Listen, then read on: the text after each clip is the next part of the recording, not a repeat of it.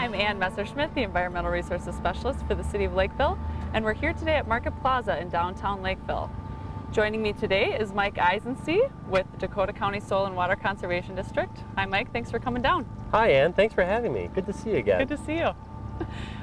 Could you tell us a little bit about this project, and maybe even before that talk about the Dakota Soil and Water Conservation District and how they operate? Sure.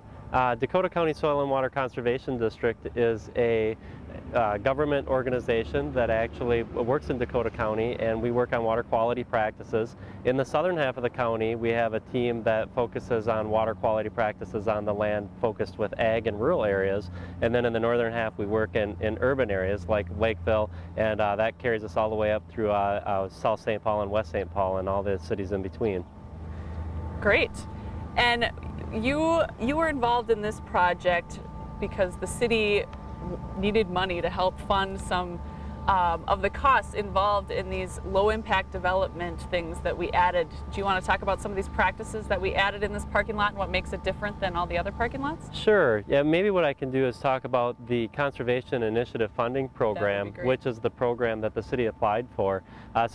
We have a cost share program for cities and developers and private landowners who, when they do a new development or a redevelopment, are trying to do a water quality practice in their development that goes above and beyond the minimum standards.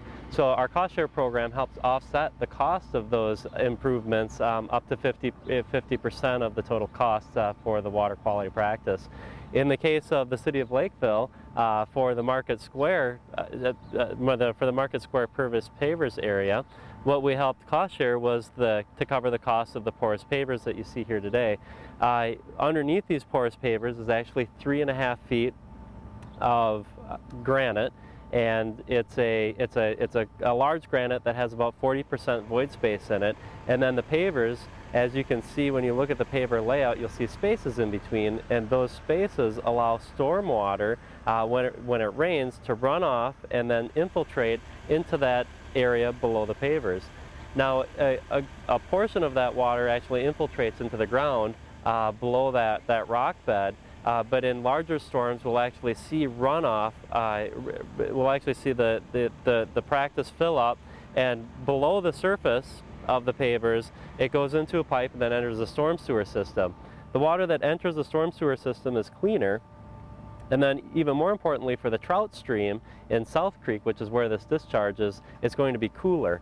Thermal impacts from asphalt and pavements, especially in parking lots, and then commercial rooftops are the three largest contributors that are warming up the stream, and that's of course critical for trout habitat is cool water.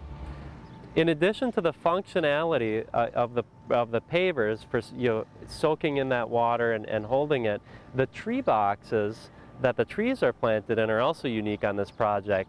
The city engineering actually came up with a system where we could connect those tree boxes to the water source, the water that's going to be held underneath these porous pavers. So by expanding the rooting area available for the trees and providing a continual water source and moist soils at the bottom of this practice, it's the intent that these trees will grow to be larger and healthier, and then they'll actually be evapotranspirating or taking that water up and releasing it in the atmosphere through plant sweat to actually help improve water quality as well. So porous pavers are relatively new in Minnesota. They've only been around for about the last 6 years, but we've had a number of installations around Lakeville, as well as areas up around the metro. And what we see in the winter actually is, especially with the darker colored pavers, is when you get that freeze-thaw cycle where you get ice. So we've got a lot of snow on the ground, we get a warm day, the water melts, and then you get this glaze of ice over the asphalt. Well, what actually is happening with these pavers is they're warming up and the water is infiltrating into the system.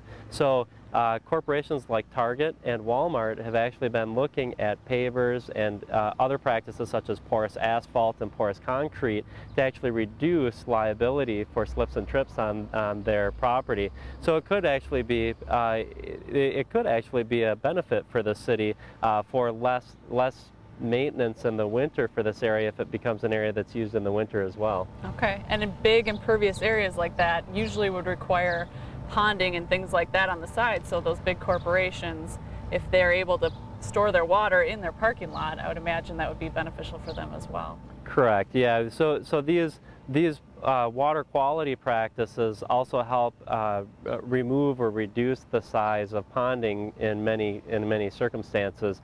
There are a lot of practices that fall under the term low impact development, and a lot of developers are starting to use low impact development approaches to improve the water quality runoff from their developments while also reducing the size and necessity for stormwater ponds. So we certainly appreciate working with you on this project and getting this in the ground because it's a huge benefit for our community.